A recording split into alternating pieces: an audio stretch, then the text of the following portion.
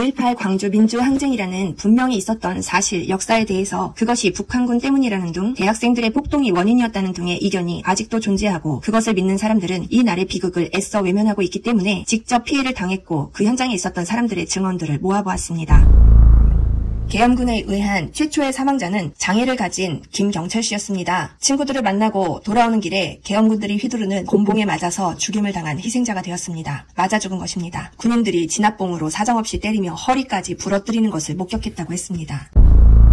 저수지에서 신나게 놀고 있던 어린아이들을 향해 미쳐있는 군인들이 총을 쏴댔습니다. 놀란 아이들이 숨는 과정에 당시 중학교 1학년이었던 방광범 학생은 미처 한 발이 늦어서 뒤통수에 총을 맞고 그 자리에서 죽었다고 합니다. 그것을 목격한 어린아이들에게도 얼마나 공포스러운 순간이었을까요? 친형이 총에 맞아 죽는 걸 보고 있었던 동생입니다. 저 사람 또한 평생을 잊지 못할 기억을 안고 억울하게 죽은 형을 그리워할 것입니다. 방광범 학생이 죽기 2달 전에 찍었던 사진입니다. 무기를 든 인간들에게는 자신과 같은 또 다른 인간의 목숨은 개미를 밟아 죽이는 것만큼의 의식이 없는 행위인 것입니다. 그는 당시 완도에서 일을 하다가 5.18이 나왔다는 소식을 들었지만 봉쇄가 돼버린 광주에 돌아올 수가 없었고 5일 만에 광주 집에 와보니 어린 아들이 없어진 것입니다. 그때부터 찾기 시작한 아들을 40년이 지난 지금까지 찾아다니고 있다는 사연입니다. 그래서 현재까지 행방불명자로서 시신도 소식도 찾을 수 없는 채 비어있는 묘소에 아들을 보러 가고 있습니다. 촬영 당시 37년이 흐른 세월인데 그 아비는 370년과 같다는 말씀을 하십니다. 너무도 가슴 아프게 들리는 말입니다. 폭행당한 피해 시민, 정신없이 맞아서 기절을 했다가 다시 눈을 떴을 때에도 이미 군인 대여섯 명이 자신을 때리고 있었다고 합니다. 저항할 힘도 없이 쓰러진 사람을 군인들이 양쪽에서 팔을 부여잡고 머리채를 질질 끌고 갔다고 합니다. 폭행을 피해서 도망가던 사람이 이 골목으로 들어가게 되었는데 그 뒤를 쫓아온 군인들이 다짜고짜 문이 열려있는 집에 쳐들어가서 태평하게 바둑을 두고 있던 세 청년들을 끌어냈습니다. 영문도 모르고 갑자기 멱살이 잡혀 대문 앞에 내동댕이 쳐진 뒤에 마구 폭행을 당했습니다. 말리던 어머니도 밀쳐내버리고 막고 있던 젊은이들이 매를 피해서 기어나가는데 그 기어나가는 뒷모습까지 쫓아가면서 두들겨 팼다고 합니다. 군인들이 마구잡이로 결박한 청년들의 옷을 찢어버리고 속옷만 남은 채 굴비 엮듯이 끈으로 엮여서 줄줄이 차에 싣고 가는 모습을 목격하면서 마치 자신의 자식을 죽이는 것 같은 분노를 느꼈다고 합니다. 군인들이 대검을 꽂아서 도망가는 사람들을 쫓아 머리 쪽에 마구 찌르는 모습을 목격했다고 했습니다.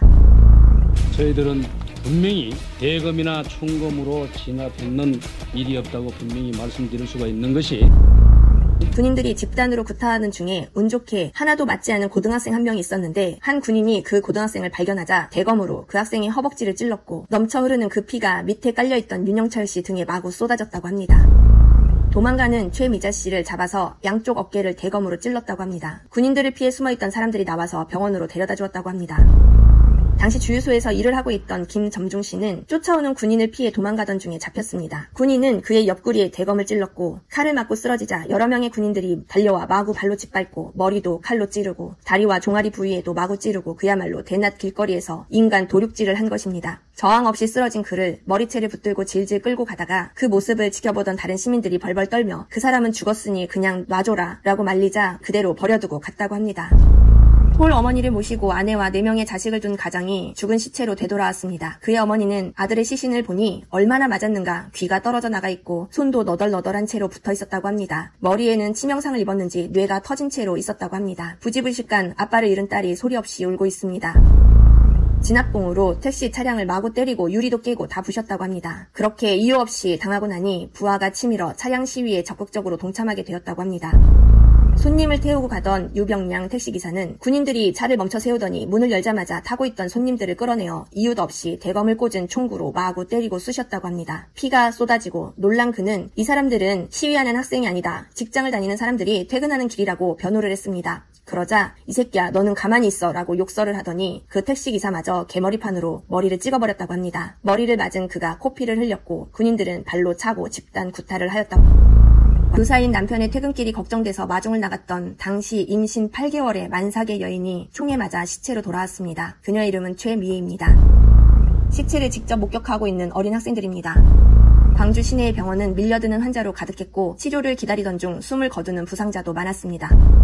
한 여고생이 병원에서 부상자들을 위해서 헌혈을 하고 나와서 집으로 가던 중에 총을 맞아 병원에 나간 지 30분도 채 안 되어 시체가 되어서 병원으로 돌아왔다고 합니다. 희생자 권금림의 어머니입니다. 마을 청년들과 함께 군인에게 끌려갔고 잠시 후에 아들을 찾아 헤매던 어머니에 의해서 시체로 발견이 되었습니다. 당시 젊은 학생들이 참혹하게 쓰러져 가는 것을 보다 못한 가게 사장님은 시위 이틀 뒤 가게 문을 닫고 금남로로 향했습니다. 그는 젊은 사람들이 너무 많이 다치는 것을 보고 당시 자신의 나이가 49이었는데 이 정도 나이면 나는 살 만큼 산 사람이다. 그러니 부끄러움 없이 죽을 때 죽더라도 불의에 대한 항의 한마디라도 하고 죽어야겠다는 심정으로 거리로 나섰다고 합니다. 당시 카메라에 잡힌 그의 모습입니다. 당시에 차량 시위를 목격했던 교사의 말입니다. 택시가 당시의 시가로는 한 대에 500에서 700만원 정도였는데 이러한 자신들의 전 재산을 아낌없이 국가가 저지르는 폭력과 불의에 맞서서 광주 항쟁에 바쳤다고 합니다. 당시 그 택시기사들의 연대정신을 보면서 그는 엉엉 울면서 함께 도청을 향해서 진격했다고 합니다. 건물 옥상에 배치된 저격수의 조준사격, 집단 발포 등으로 수많은 광주 시민들이 피 흘리며 쓰러져 갔습니다. 이 젊은이의 턱에 난 상처는 대검에 의한 것이 아닌가 의심스럽습니다. 이들이 이렇게 부상당하고 죽을 만한 잘못을 한 사람들이었을까요? 아무 원한도 없는 상태에서 사람이 사람을 죽이는데 그 살인이 저질러지기까지 대체 어떤 원인이 있었다는 겁니까? 이들이 이렇게 허무하게 죽어나갈 만큼 아무 가치도 없는 사람들이란 말입니까? 이러한 사건이 내가 당하지 않았기 때문에 나와는 아무 상관도 없는 일입니까? 내가 태어나기 전의 일이기 때문에 다시는 일어나지 않을 지나간 역사의 하나일 뿐입니까? 똑같은 형태로 일어나지 않을 수는 있어도 욕심에 눈이 먼 권력자에 의해서 우리는 언제라도 저렇게 아무것도 아닌 시체 덩어리가 될 수도 있는 존재 아닙니까?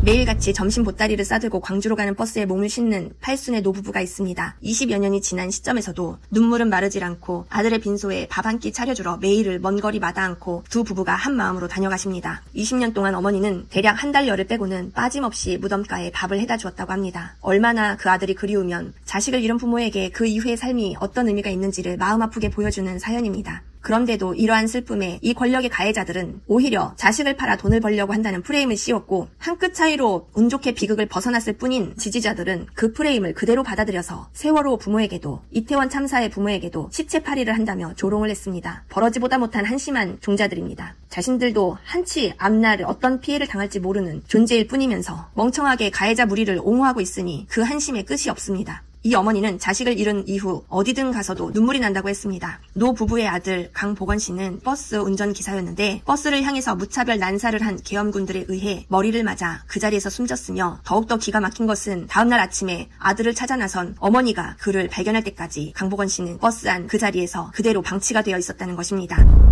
피해자 황남열 씨는 가족들과 차를 타고 광주를 빠져나오다가 무차별 공격을 받았다고 합니다. 자신은 광주에 사는 사람이 아니라고 주민등록증까지 보여주며 살려달라고 외쳤지만 사격은 4~5분간 계속되었다고 합니다.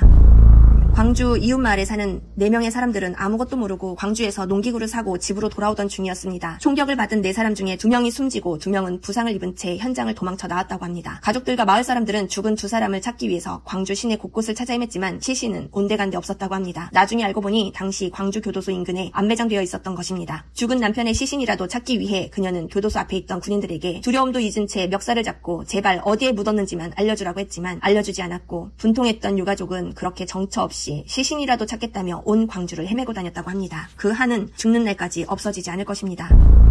회사원이었던 최연락 씨는 출근을 한다며 이른 아침 나간 뒤로 행방불명이 되었습니다. 열흘 만에 안매장된 시신이 되어서 발견이 되었고 그는 교도소를 습격하다가 죽은 폭도로 낙인이 찍혀 있었습니다. 그러한 낙인 때문에 부인 송기숙 씨는 아빠의 죽음을 아이들에게 제대로 말도 하지 못했다고 합니다. 당시 젖먹이었던 아들이 9살이 되어서야 아버지의 묘에 처음 갈 수 있었다고 합니다. 송기숙 씨는 당시 폭도라는 낙인 때문에 군인들의 감시 속에서 살아가야 했고 대통령이 지방에라도 내려온다는 소식이 있으면 대문 밖도 못 나가게 경찰들이 와서 지키고 서 있었다고 합니다. 부지불식간에 남편이 죽은 것도 억울한데 애먼 남편을 폭도라고 낙인 찍은 것도 억울한데 남은 가족들까지 괴롭힘을 당하고 감시를 당했으니 도대체 아무 죄 없이 누구 때문에 이런 고통을 받으며 살아가야 하는 것입니까? 당시 고등학생이었던 아들을 찾기 위해서 가족들은 참혹하게 죽어있는 시체들의 얼굴을 일일이 대면해야 했다고 합니다. 서종덕의 아버지는 그 참혹함을 견디지 못해 정신질환에 시달리다가 돌아가셨다고 합니다. 계엄군들이 주택가에 총을 난사해서 어이없게 총에 맞아 죽은 희생자 함광수입니다. 당시 고등학생이었던 그는 집에 있다가 밖에서 나는 탱크와 총소리에 무슨 일이 있는가 싶어서 옥상에 올라가서 밖을 살피다가 조준 사격된 총에 맞아 그 자리에서 즉사했습니다. 희생자 양회남 씨는 쓰러진 사람을 구하려고 뛰어들었다가 가까이에서 매복해 있던 계엄군에 의해서 피격을 당했습니다. 2사람 모두 사망했다고 합니다. 버스 집단 총격 사건의 유일한 생존자 홍금숙 씨입니다. 당시 고등학생이었습니다. 이 버스에는 18명이 타고 가고 있었는데 15명이 버스 안에서 즉사했고 남자 2명과 이 여학생이 생존했는데 남자 2명은 바로 또 산으로 끌려가 총에 죽임을 당했고 이 여학생이 유일하게 살아남은 사람이 되었습니다. 교도소로 시민들을 싣고 가는 트럭 안에서 죽을 만큼 맞아서 중환자가 된 시민들에게 최루탄까지 터뜨리고 도착해서는 오다가 죽은 시체들을 일렬로 눕혀놓고 사진 촬영까지 했습니다. 이렇게 했음에도 정확한 사망 인원은 지금까지도 밝혀지지 않고 있습니다. 밝혀지지 않는 것일까요? 밝히지 않는 것일까요? 당시 교도소 생존자 김재현 씨입니다. 교도소 안에 있으면서 하루 종일 구타를 당했으며 아침에 일어나 옆에 있는 사람의 눈이나 코에 파리가 붙어있는 걸로 시체를 구분했다고 합니다. 얼마나 모든 사람이 죽을 만큼 구타를 당했으면 시체인지 살아서 힘겹게 숨을 쉬고 있는지 구분도 못하겠습니까? 상상도 되지 않습니다. 그런 극한의 고통 상황 속에서 어떻게든 살아서 나가야겠다는 일념으로 버텼다고 합니다. 피해자 김승철 씨는 40년이 넘도록 군복만 봐도 무섭다고 합니다. 대검으로 그의 왼쪽 머리에 칼을 찔러놓고 겁박도 주었다고 합니다. 이 군인들은 이미 미쳐있는지라 그 총 하나 들었음에 그 권력에 취해서 그 잠재된 잔인성이 마구 나오고 있었습니다. 연행해 가면서 트럭 안에 최루탄도 2번을 터뜨렸다고 합니다. 김승철 씨도 그 트럭 안에 있었던 사람입니다. 마구 뒤엉켜서 엎어져 있고 구겨져 있는 사람들이 눈물, 콧물, 심지어 똥 오줌까지 지렸다고 합니다. 교도소까지 가는 길에 트럭에 부상자들을 싣고 그것 때문에 군인들은 걸어가게 되다 보니 더운 날 짜증이 나니까 그 짜증에 또 한 번 터뜨렸다고 하는데 인간이라는 것이 자기가 겪지 않는다고 해서 남의 고통은 우스운 것입니다. 강길조 할아버지입니다. 계엄군의 마구잡이 폭행에 얻어맞고 총 개머리판으로 내려치고 대검을 사용하고 그렇게 무수히 많은 사람들을 때리는 것을 목격했다고 합니다. 이 할아버지도 연행되는 트럭에 탔는데 유태인의 가스 독살이 생각날 정도였다고 합니다. 멀쩡한 몸으로도 견디기 힘든 고통일진데 손은 뒤로 묶여서 엎어져 있고 자빠지고 구겨져 있는 상태로 체류가스까지 터지니 괴로워서 몸부림을 치니까 밑에 넘어진 사람들은 밟혀서 가던 중에 많이 죽어나갔다고 합니다. 정말 끔찍한 경험이 아닐 수가 없습니다. 얼마나 아프고 얼마나 괴로웠으며 얼마나 비참했을까요? 대체 무엇 때문에 그런 고통을 겪어야 했단 말입니까? 전두환 반란군 무리들이 똑같이 겪었어도 시원치 않았을 것 같습니다. 그런데 그들은 손톱 하나 상하지 않고 떵떵거리며 잘 살고 있습니다. 그러면서 희생자들 보고 용서하는 미덕을 베풀라고 개소리를 짓거립니다. 이런 자들이 누구 덕분에 제 명줄 다 할 때까지 호의호식하며 살 수 있을까요? 누구 덕분에? 바로 보수를 지지한다며 뽑아주는 국민들 덕분입니다. 보수가 바로 이들이며 이들의 카르텔이 보수라는 네이밍 안에 똘똘 뭉쳐있기 때문이죠. 고작 몇 킬로미터 가는 트럭 안에서 한차마다 시체가 서너 명씩 나왔다고 합니다. 교도소에 도착해서도 이미 트럭 안에서 수많은 사람들이 죽었고 이후에도 교도소 내 고문과 구타에 의해서 많이 죽어나갔지만 그렇게 죽어서 가만히에 쌓인 시체들이 어디로 갔는지는 모른다고 합니다. 살아남은 이들은 교도소 내 창고에 갇힌 채로 끔찍한 고문이 매일같이 이루어졌고 온몸에 심각한 부상을 입었습니다. 강길조 할아버지는 매일같이 하나둘씩 고통에 못 이겨 죽어나가는 사람들을 보면서 자신은 반드시 살아나갈 것이고 그러기 위해서는 기억을 해야 한다고 생각해서 하루 종일 맞고 앉은 채로 겨우 서너 시간 잠을 잘 수 있었던 상황에서도 죽어나간 시체들을 기억하고 세웠다고 합니다. 시민군으로 항전하다 죽은 문재학군의 어머니입니다. 아들이 생전에 계엄군에 의해 죽어있는 시체를 보고 꼭 그 생김새가 자기의 초등학교 동창 친구와 같았는지 문재학군은 어머니에게 친구가 저렇게 죽어있는데 자신만 안전하게 집으로 들어가면 되겠냐며 거리로 나섰고 어머니는 말렸지만 전혀 동요하지 않고 자발적으로 시민군으로 들어가 죽음을 맞이했습니다. 도청 진압이 예상됐던 날 광주를 지키겠다며 도청에 남게 된 시민군들의 가족들과 한 어머니도 아들을 찾아오셨는데 다른 자식들도 다 함께 총을 들고 목숨을 내놓은 채 고생을 하고 있는데 자신의 아들만 위험하다며 빼오려고 한다는 것이 마음에 걸려서 아들을 참아 보자는 말씀을 못하시고 문 밖에서 발길을 돌려 돌아가셨다고 합니다. 도청 집단 발포 후의 모습입니다. 피를 얼마나 많이 흘렸는지 셔츠와 바지가 핏빛으로 물들어 죽어있는 시체입니다. 다리가 완전히 꺾인 채로 죽어있습니다. 살아서 생포된 사람들은 엎드린 채 군홧발에 맞아가며 묶여있는 모습입니다. 이들은 왜 이렇게 비참한 모습으로 엎드려 있어야 하는 것이며 군인들은 왜 함부로 사람의 머리를 툭툭 쳐가며 기고만장하게 서 있어야 하는 것입니까? 누가 죄인입니까? 이렇게 죽을 줄 알고도 도청 안에서 하룻밤을 꼬박 새며 계엄군과 맞섰던 이름 모를 시민들입니다. 이들 모두 지금의 우리처럼 권력 한 줌 없는 일반 평범한 사람들입니다. 애초에 범죄의 목적을 가지고 계획을 했다거나 누구를 해치려는 목적으로 살아온 사람들이 아닙니다. 그들은 그저 필사의 방어를 했을 뿐입니다. 무차별로 공격하는 군인들을 향해서 방어를 하기 위해서 총을 손에 쥐었을 뿐입니다. 그런데 이 가해자 세력들은 이것을 좋은 핑계로 삼아서 이들을 폭도라고 몰아붙였습니다.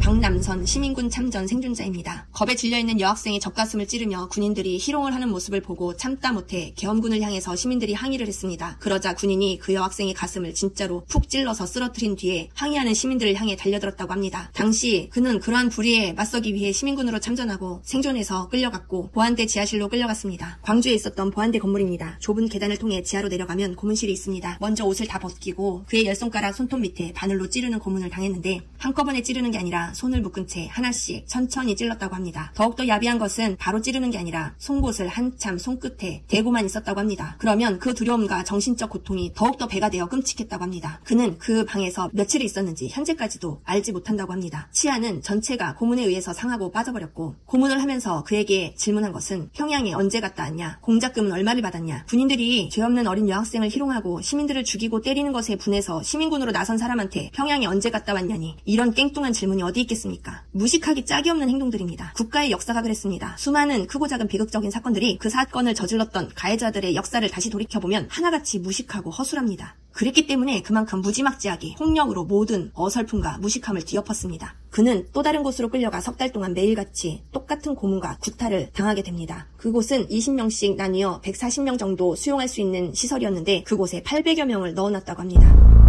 당시 시민군으로 붙잡혀서 고문을 받은 피해자이며 생존자인 이강갑 씨입니다. 고문을 하면서 물어보는 것은 다짜고짜 너 김대중이한테 얼마를 받았냐, 김일성한테 무슨 지령을 받았냐, 이 두 가지 질문으로 고문을 하기 시작했다고 합니다. 그는 끝까지 대답하지 않았다고 합니다. 죽었다면 이미 죽었어야 했을 텐데 자신은 죽을 목숨이 아니라는 것을 자신했고, 너희들이 아무리 자신을 구타하고 고문한들 내가 병신이 됐으면 됐지 죽지는 않겠다고 다짐했다고 합니다. 그는 그렇게 고문을 견뎌냈고 허위 자백을 끝까지 하지 않았다고 합니다. 이 고문의 질문은 무엇이라고 생각합니까? 합리적인 근거와 의심을 가지고 물어보는 질문이었습니다. 겠습니까? 김대중이한테 얼마를 받았고 김일성한테 지령을 받았다는 핑계가 필요했던 거 아닙니까? 명분이 필요했던 거 아닙니까? 그래서 그 명분에 끼워 맞춰줄 증인이 필요했던 것 아닙니까? 이것이 자연스러운 추측 아니겠습니까?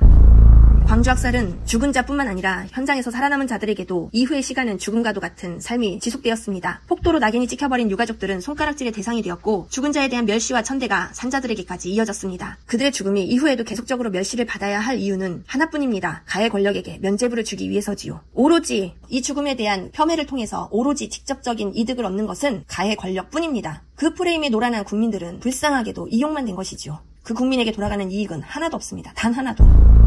당시 항쟁의 지도부였던 김영철 씨는 광주의 참혹한 열흘을 견뎌내고 겨우 살아남았지만 정신줄을 놓은 채 후유증에 시달리다가 결국 억울하고 비참한 생을 마감했습니다. 그 일이 없었다면 평범하고도 멀쩡하게 자기의 삶을 살았을 그들입니다. 바로 옆에 친구가 관자놀이를 관통한 총상에 맞아 죽는 모습을 지켜본 목격담입니다. 영화 화려한 휴가에서 이호원이 역을 맡았던 그 가두방송의 실제 인물인 전옥주 씨입니다. 그녀는 훗날 당시에 자신이 그렇게 가두방송을 하지 않았더라면 많은 시민들이 잠자리에서 뛰쳐나오지 않았을 테고 고요히 밤을 지새웠다면 희생자는 조금 덜 생기지 않았을까 하는 죄책감에 시달렸다고 합니다.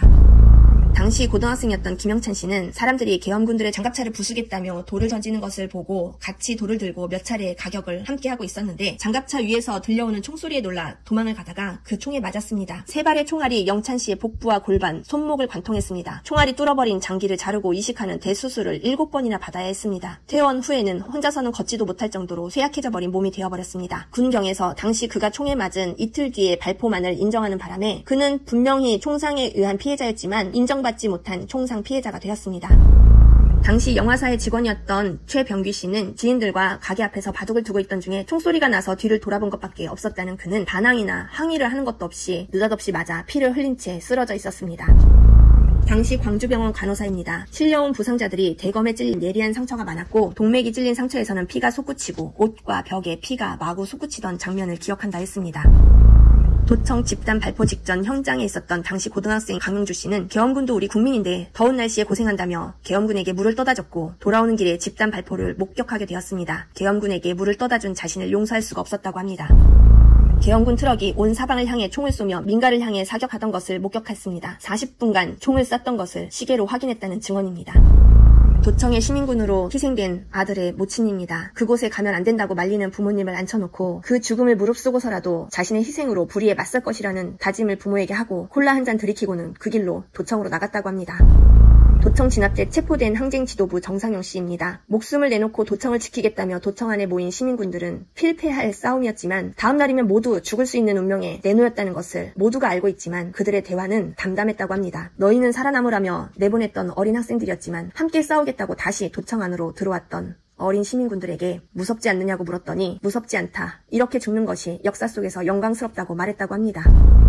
다음날 도청을 향한 폭도 소탕 작전이라는 국가에서 휘두른 만행은 30분도 채 되지 않아 끝났습니다. 죽음을 각오하고 밤을 지킨 시민군들 중 죽은 사람들은 그대로 내버려지고 살아남은 자들은 포승줄에 묶여서 끌려 나왔습니다. 당시를 살아남았던 사람들은 만일 또 이런 일이 벌어진다면 그때에도 똑같이 맞설 수밖에 없다며 용감한 이야기를 덤덤하게 말하고 있습니다. 총으로 무장했던 시민군은 애초에 그들이 누군가를 해할 목적으로 결성된 것이 아니었습니다. 모든 사안과 행위의 의도를 파악해야 하는 것이 이래서 중요합니다. 총을 들었다고 해서 무조건 폭도가 아니라 그들이 무엇 때문에 총을 들었고 들고 있는 총으로 무엇을 했는가가 중요한 것입니다. 5.18에 의해서 아비를 잃었던 당시 어리기만 했던 자식들은 그리움에 사무치다 못해 원망이 가득한 이후 삶을 보내게 됩니다. 희생자 기남용 씨의 아들 기근 씨는 아버지에 대한 그리움이 원망이 되어서 당시의 불의에 맞섰던 아버지를 원망합니다. 아버지가 죽은 후로 불우하게 자랐던 자신을 보며 아버지가 딱 하루만 참지 왜 그걸 못 참고 나갔냐며 아버지 때문에 자신이 불행하게 자랐다고 말합니다. 아버지의 죽음이 큰 뜻과 업적으로 남은 것이 아니라 지금까지도 제대로 규명되어지지 않는 현실에서 결국 패배자로 남은 것 같은 유족들의 심정이 아닐까 싶습니다. 피해자일 뿐인 자신과 다른 모든 가족들이 폭도로 낙인이 찍혀버리고 제대로 된 위로나 보상조차 받지 못했으니 당연한 마음이 아닐까 싶습니다. 국민들이라도 그들을 알아주고 보듬어준다면 모를까. 보수라고 하는 지지자들은 이 살상의 가해자들 편에 서서 가해자가 말하는 핑계들을 믿어주고 그래서 그 30%의 국민들은 지금도 이 비극을 조롱하고 설득력도 없는 북한군의 소행이라는 주장에 끼워 맞추기를 하고 있는 것 아닙니까? 기근 씨는 아버지가 죽은 뒤 어머니와도 떨어져서 조부모 밑에서 자랐고 자식을 잃은 슬픔에 5.18을 입에도 올리지 않으셨던 조부모 밑에서 기근 씨 또한 그 사건을 떠올리지도 밝혀서 회한을 털어버리지도 못하며 그저 억누른 채 살아왔습니다.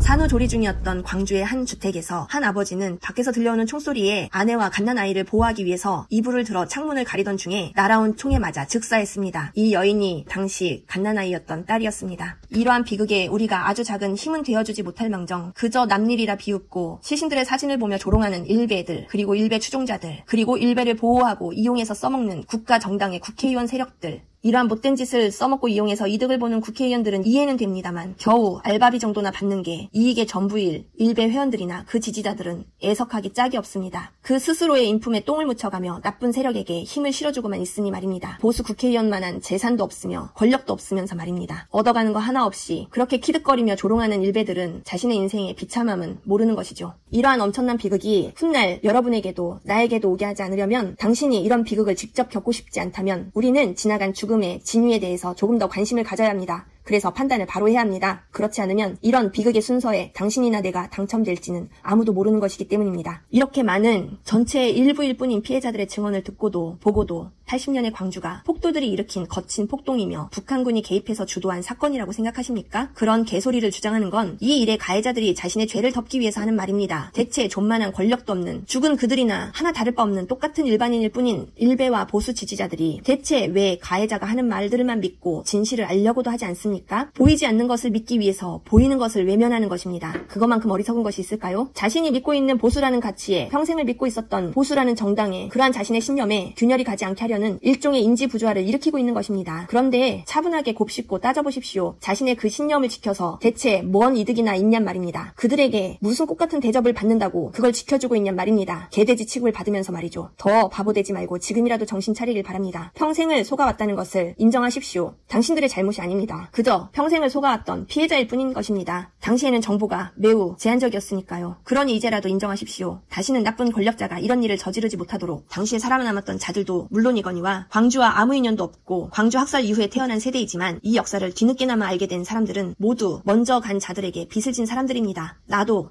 당신도 그렇습니다.